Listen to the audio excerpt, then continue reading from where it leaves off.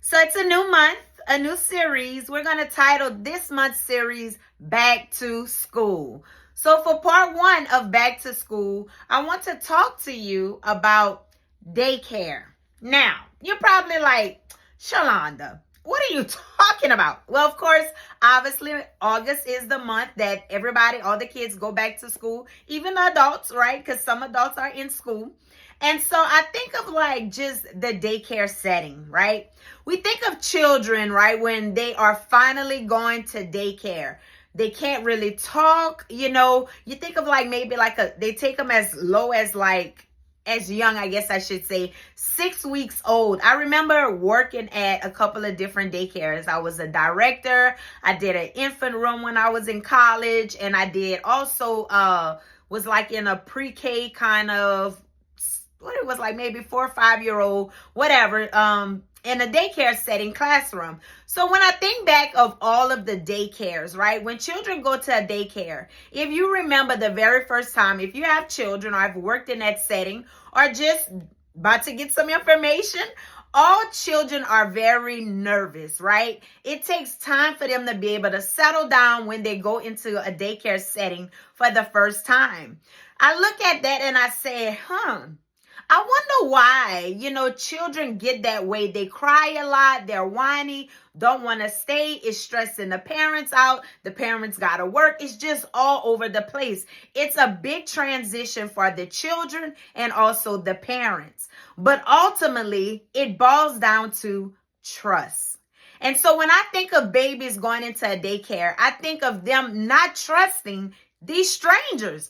I don't know, y'all. Like, why should I be trusting y'all? Like, y'all gonna take care of me? I never seen you before. The environment is different. The people are different, y'all. Babies have to be stressed out during that time.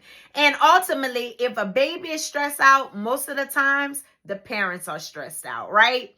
And so when I think of just trust, when I think of trusting somebody, sometimes it can be so hard to trust someone, right? Because either of the things they have done to us in the past, or we have been so wounded and broken and hurt by so many people, we don't even know how to trust, right? Trust is earned. You don't just wake up and say, oh, I trust this person.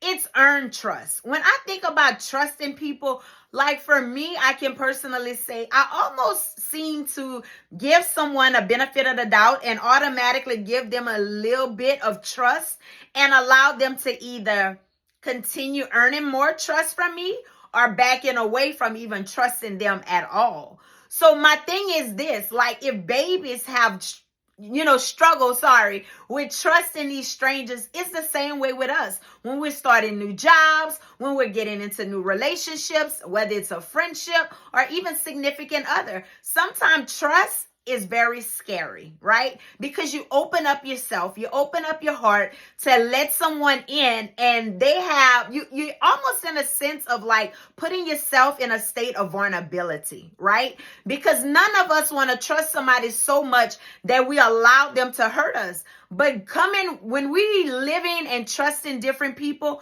it's all about opening up your heart and being vulnerable and understanding that they may hurt me.